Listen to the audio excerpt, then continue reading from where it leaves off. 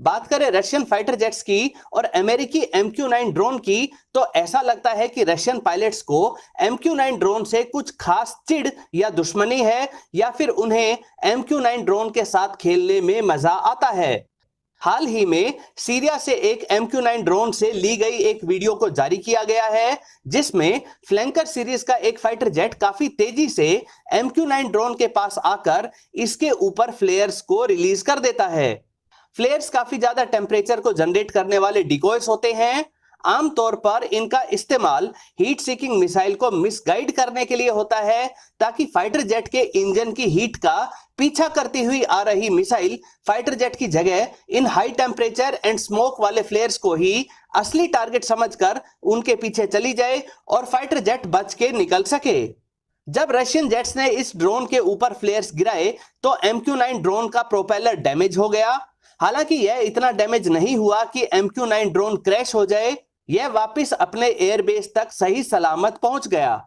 इससे पहले भी रशियन Su-27 जेट्स ने एक MQ-9 ड्रोन को ब्लैक सी में खूब परेशान करते हुए फाइनली इसे डैमेज कर दिया, जिससे यह क्रैश होकर ब्लैक सी में जा गिरा था। पहले इस MQ-9 ड्रोन पर Su-27 जेट्स ने अपना कुछ फ्यूल डंप किया ताकि इसमें आग लगाई जा सके, फिर आफ्टर बर्नर का यूज किया ताकि इसे हाई थ्रस्ट के प्रेशर से डैमेज कर दिया जाए। जब बात नहीं बनी तो फाइनली इसको हवा में ही टक्कर मारकर इसके प्रोपेलर को डैमेज करके इसे ब्लैक सी में क्रैश करा दिया। इन तरीकों से रशिया अमेरिकी ड्रोन्स को डैमेज भी कर देता है और मिसाइल्स का इस्तेमाल नहीं करने से इंटरनेशनल प्रोटोकॉल को ब्रेक करने के आरोप से भी बच जाता है। दोस्तों, राफेल को लेकर भी एक अपडेट आई है। राफेल में दो तरह की BVR मिसाइल्स लगी हुई हैं। एक है बहुत महंगी 200 किलोमीटर रेंज वाली मीटियोर, तो दूसरी है 80 किलोमीटर रेंज वाली माइका मिसाइल। अब जब भारत ने खुद से 110 किलोमीटर रेंज की अस्त्रा 1 और 160 किलोमीटर रेंज वाली अस्त्रा 2 BVR मिसाइल्स डेवलप कर ली हैं, तो फिर 80 किलोमीटर रेंज की माइका मिसाइल्स को राफेल में लगाए रखने की आवश्यकता नहीं है। अस्त्रा सीरीज की BVR मिसाइल्स को हम स्वदेशी तौर पर बना रहे हैं, तो इनकी कीमत भी कम रहेगी और आवश्यकता होने पर इनके प्रोडक्शन को बढ़ाया भी जा सकता है। राफेल में इंटीग्रेट हो जाने के बाद अस्त्रा BVR मिसाइल को उन दूसरे फ्रेंडली नेशंस को भी बेचा जा सकेगा जो राफेल जेट को ऑपरेट करते हैं। इंडियन एयरफोर्स अस्त्रा सीरीज की BVR मिसाइल्स को अपने सभी फ्रंट लाइन फाइटर जेट्स में इंटीग्रेट करने जा रही है। इसके अलावा राफेल में ब्रह्मोस NG, जो कि एक 1500 किलोग्राम की मिसाइल है, इसे भी इंटीग्रेट करने की प्रोसेस शुरू की जाएगी। दोस्तों, एक बड़ी अपडेट आई है इंडियन एयर डिफेंस सिस्टम्स को लेकर।